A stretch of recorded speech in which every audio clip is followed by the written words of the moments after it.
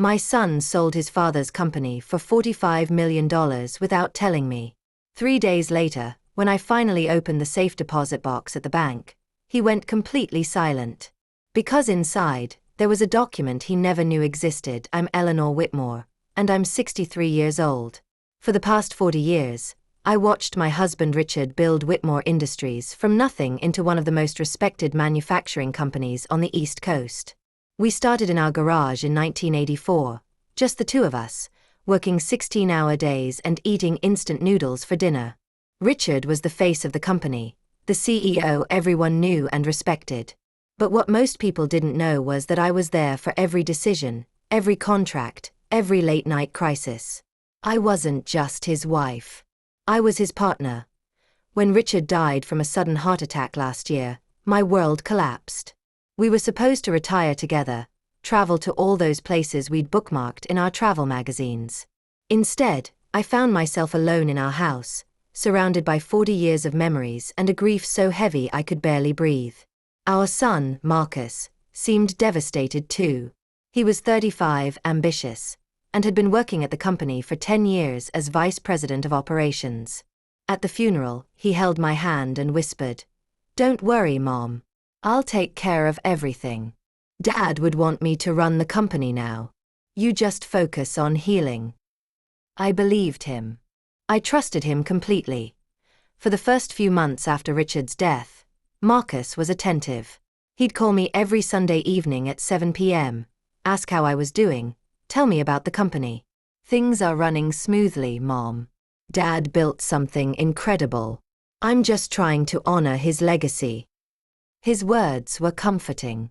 I spent my days in a fog of grief, going through Richard's belongings, finding little notes he'd left for me over the years, crying in the garden we'd planted together. Then, 3 months ago, everything changed. It was a Tuesday morning, around 9:30 a.m.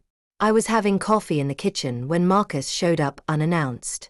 He had this look on his face, excited but nervous, like a kid who'd done something he wasn't sure he should have done. "Mom, I need to talk to you about something important," he said, sitting down across from me without waiting for an invitation. "What is it, sweetheart?" I asked. Setting down my cup, he pulled out a folder and slid it across the table. "I sold the company." I stared at him, not understanding. "You, what?" "I sold Whitmore Industries. $45 million. Mom. Can you believe it? Legacy Corp made an incredible offer, and I had to act fast. These opportunities don't come twice." My heart started racing.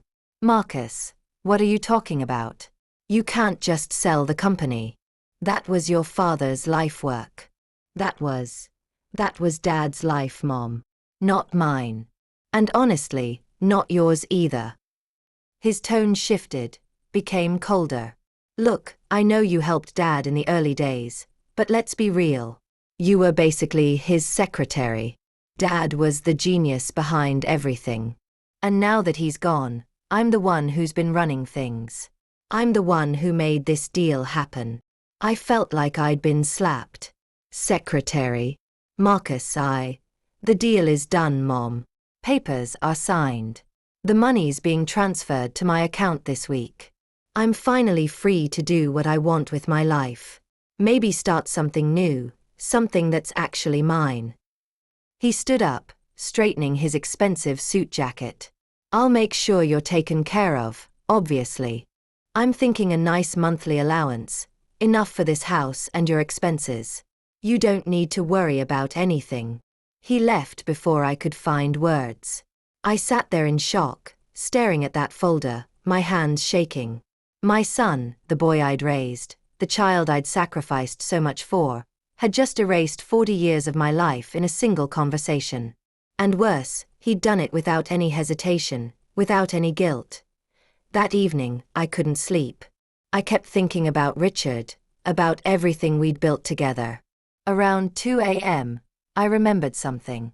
The safe deposit box at First National Bank. Richard had opened it 30 years ago, and he'd always been very specific about it. "If anything ever happens to me, Eleanor, you need to go to the bank and open box 314.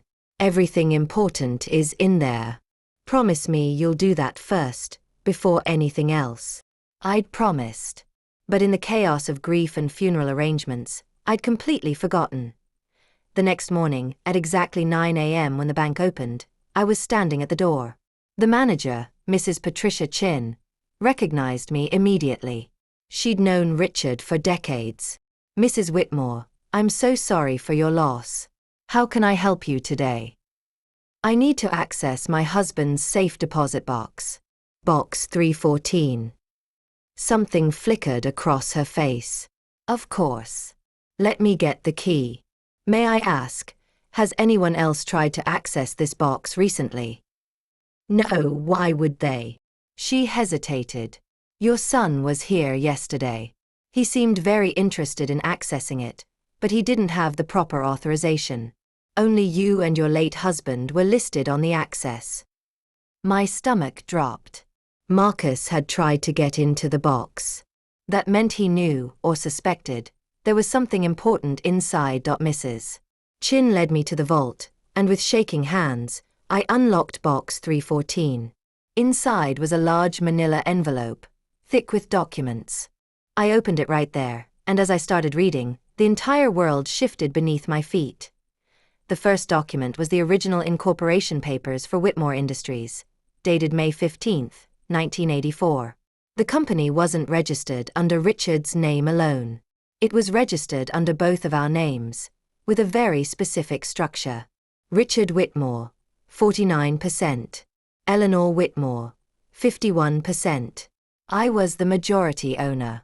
I had always been the majority owner. My hands were shaking so badly I could barely hold the papers. There were more documents. Annual reports showing my ownership percentage, maintained consistently over 40 years. Corporate bylaws stating that any sale of the company required written approval from all shareholders owning more than 50%. And then, the final document, a letter in Richard's handwriting, dated just 2 weeks before his death.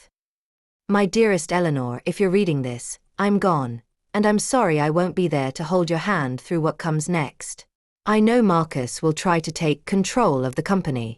I've seen his ambition growing, and I'm proud of his drive, but I'm also worried about his judgment. This is why I structured the company the way I did from the very beginning. You were never just my partner in life, Eleanor. You were always my partner in business, my equal in every way that mattered. The company is yours. It always was. Don't let anyone, not even our son, tell you otherwise. I love you. Always have, always will. Richard." I couldn't breathe. Tears were streaming down my face, but they weren't tears of sadness. They were tears of rage and vindication and grief all mixed together. Richard had protected me, had protected us, even from beyond the grave. "Mrs. Whitmore, are you all right?" Mrs. Chen's voice seemed to come from very far away. "I need copies of everything in this box," I said, my voice surprisingly steady. "And I need the name of the best corporate attorney in the city." She smiled. "I think I can help with that."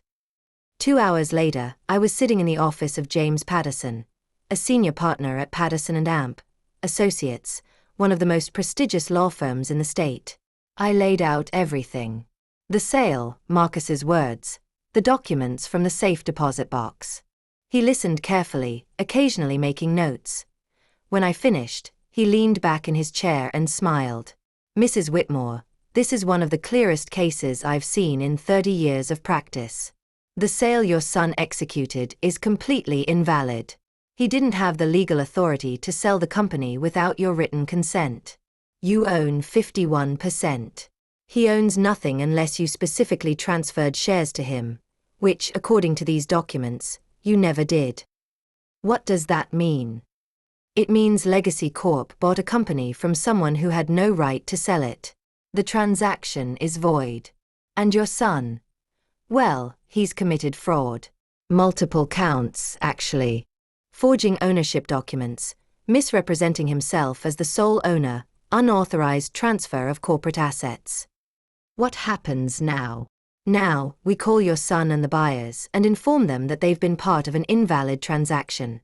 The $45 million will need to be returned, or Legacy Corp will need to renegotiate with you, the actual owner.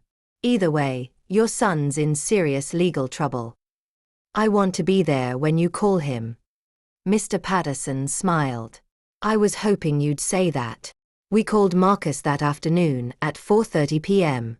Mr. Patterson put the phone on speaker. "Marcus Whitmore." Mr. Patterson's voice was professional, neutral. "Yes, who's this?" "This is James Patterson from Patterson and Amp, Associates. I'm calling on behalf of your mother, Eleanor Whitmore, regarding the sale of Whitmore Industries." There was a pause. "What about it?" "The sale is final." "Actually, Mr. Whitmore, the sale is invalid. You didn't have the legal authority to sell the company." "What are you talking about? I'm the CEO. My father left the company to me." "Your father didn't leave you the company, Marcus." My voice cut through the phone, sharp and clear. "He left it to me. He always left it to me. Because it was always mine." Silence. Complete silence. "Mom." "What? What are you talking about?" "I'm talking about the safe deposit box you tried to access yesterday. I'm talking about the incorporation documents that show I own 51% of Whitmore Industries and have owned it since 1984. I'm talking about the corporate bylaws that require my written approval for any major transactions, including sales. I'm talking about the fact that you sold a company you never owned." That's not possible.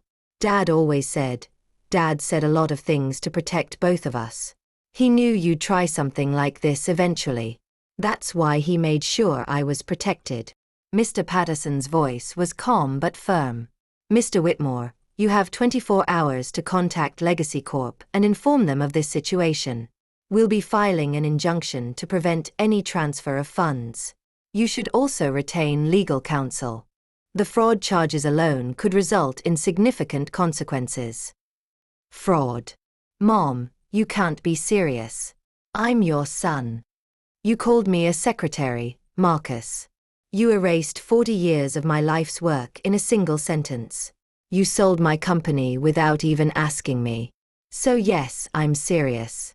I heard him start to say something, but I nodded at Mr. Patterson, who ended the call.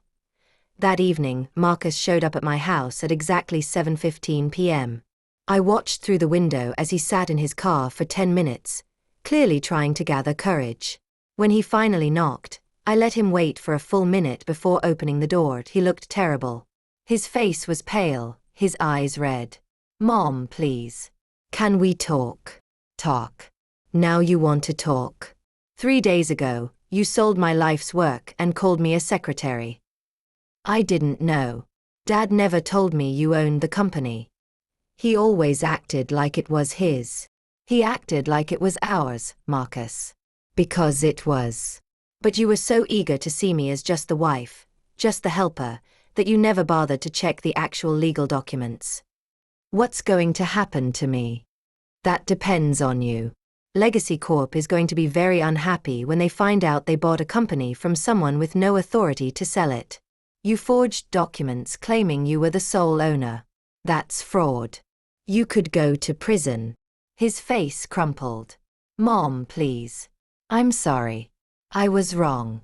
I was so wrong about everything. Please don't let them prosecute me." "Why shouldn't I?" "Because I'm your son. Because you raised me better than this. Because I made a terrible mistake and I'm begging you for a chance to make it right." I looked at him for a long moment. This was the boy I'd rocked to sleep as a baby, the teenager I'd helped with homework, the young man I'd been so proud of. And he'd thrown it all away for money and ego. "Here's what's going to happen," I said finally. "You're going to call Legacy Corp tomorrow morning and explain the situation. You're going to return every penny they gave you. Then, you're going to resign from Whitmore Industries, effective immediately. You'll have no role in the company moving forward." "Mom, I'm not finished. You're also going to make a public apology, acknowledging your actions and my ownership of the company. And then, Marcus, you're going to learn what your father and I already knew. You're going to learn how to build something from nothing, without anyone's help, without any shortcuts. Maybe then you'll understand what you tried to throw away. What about the fraud charges? I'll speak to Mr. Patterson. If you cooperate fully, if you make this right, I'll ask him not to pursue criminal charges. But Marcus, you get one chance. One. If you ever try something like this again, I won't protect you. He nodded, tears streaming down his face. Thank you, Mom. I'm so sorry. I'm so sorry. I know you are. Now prove it. He left, and I closed the door behind him. I walked to Richard's study and sat in his chair, holding his letter in my hands. You knew, didn't you? I whispered to the empty room. You knew I'd need this protection. You knew I'd have to be strong enough to use it. The next morning, Legacy Corp's CEO called me personally. After explaining the situation, I made him an offer. I'll sell you Whitmore Industries, but I'll negotiate the terms directly with you. And the price is now $50 million, not 45. He agreed within an hour. 2 months later, I established the Eleanor and Richard Whitmore Foundation with $40 million of that sale. We fund scholarships for women in business and support small manufacturing startups, the kind Richard and I used to be. The remaining $10 million sits comfortably in investments, ensuring I'll never have to depend on anyone again. Marcus did resign. He returned every penny to Legacy Corporation. He made his public apology, though I know it humiliated him. Last I heard, he's working as a mid-level manager at a small tech company, starting over. Maybe he'll learn something. Maybe he won't. But that's his journey now, not mine. As for me, I visit that safe deposit box once a month now. Not because I need to check on documents, but because it reminds me of something important. Richard always saw me as his equal, even when I sometimes forgot it myself. And he made sure that when I needed it most, I'd remember who I really was. Not a secretary. Not just a wife. A builder. A partner. An owner. And nobody, not even my own son, could take that away from me.